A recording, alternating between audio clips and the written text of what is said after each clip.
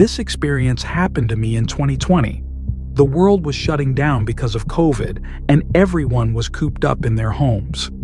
Being an avid backpacker and camper, I used COVID as an excuse to travel to different national parks and camp out in various places.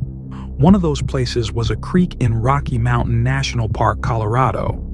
Without giving away my identity or revealing too much personal information, let's just say something happened with my job back in 2019 that caused my reputation to suffer a bit, and a good number of people despised me. I had to change apartments, get a new phone number, and eventually quit my job. The mistake I made caused a good number of people to lose a lot of money, so the storm was expected. I just didn't know how far it would go. I was literally getting harassed by different random numbers for a while. Some texts were even threatening. I didn't know if they were from the same person or different people each time, but I considered the possibility that it was one person texting me from a bunch of different numbers. For a while, it seemed to stop, and I was grateful that people seemed to lose interest or just move on. I wasn't working around this time. I was taking time to myself, hence another reason I was traveling around to different national parks. I drove the 3 hours to Rocky Mountain National Park, parked my truck, and started my hike up the trail to the creek. There was nobody else there. I'm sure that was because this was right when the lockdown started and people were taking it very seriously and not leaving their houses. That, and it was also still the winter time. There was a thin sheet of snow on the ground, hard enough that it made that loud crunching sound with every footstep. After a little while, I made it to the creek. It wasn't frozen, it was still flowing. It was incredibly peaceful, and this was the detox I needed from the stresses of my life at the time. I found a place a little ways off the path to set up camp. After the tent was set up, I chopped up some wood, started a fire, and cooked some sausages on the stove. Then I started reading my book by the fire. After finishing a few chapters, it was getting dark out. Thank God for headlamps. I rolled a joint and started smoking it. After a few hits, I felt my phone start going off. Honestly, apart from my family, I don't have a lot of people texting me, so I pulled out my phone from my jacket pocket and saw a bunch of texts from an unknown number. My heart skipped a beat when I realized it was happening again.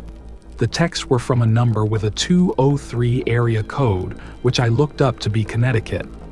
Whoever it was texted me saying, "How's your camping going, buddy?" The second text said, "It's beautiful out here."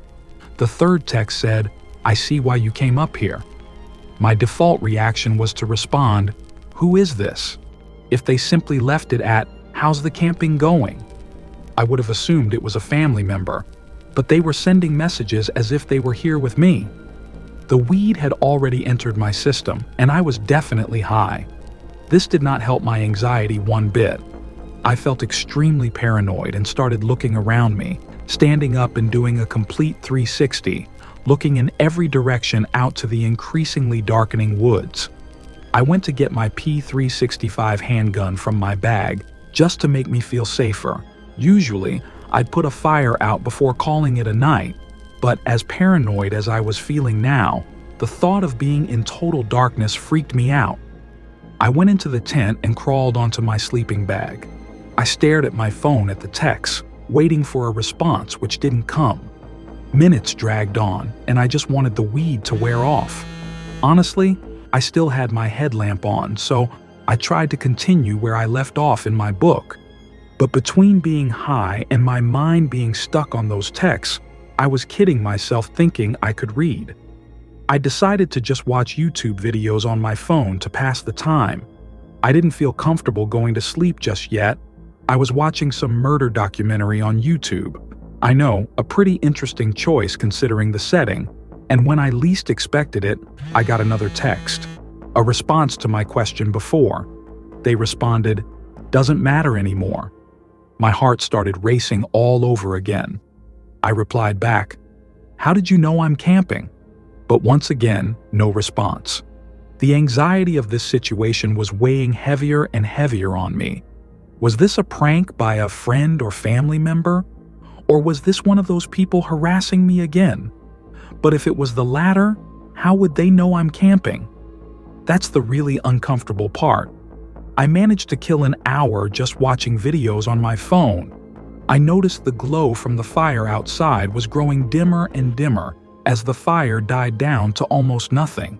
In the wintertime, without the sound of bugs, the woods are dead silent apart from wind on a windy night. The second the video would stop playing, the silence would become deafening. Usually, I'd embrace the peace, but my peace was completely disturbed because of these texts. Something then broke the silence, the unmistakable sound of human footsteps in the snow. They approached my tent until they were only maybe 6 feet from outside the tent. Then the footsteps stopped. I had the gun tightly gripped in my hand, ready to turn the safety off. There was suddenly a flash from outside. It looked like someone briefly shined a flashlight at the tent, or they took a picture. I had my answer soon enough. I heard the person walk away, and before their footsteps slowly faded out to silence, my phone dinged and vibrated. That number sent me a photo. The photo was of my tent. Following that was a text that said, "Have a good night's sleep." I can't explain it, but suddenly it felt like I completely snapped out of the remainder of my high. A bout of adrenaline and confidence overwhelmed me. I unzipped the tent and shot 2 rounds into the air. The sound of footsteps running away in the snow, in the not-so-far distance, told me that it worked and scared the person off.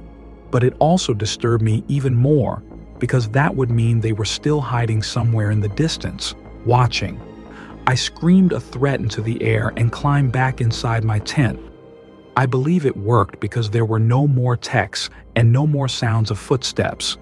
I was awake for hours after, simply because the occurrence completely woke me up. I felt like I drank 3 cups of coffee.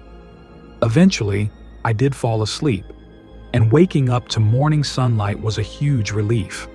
Whoever followed me there was not ready for me to pull a gun. I definitely don't seem like the type of person that would own a gun, and I know that.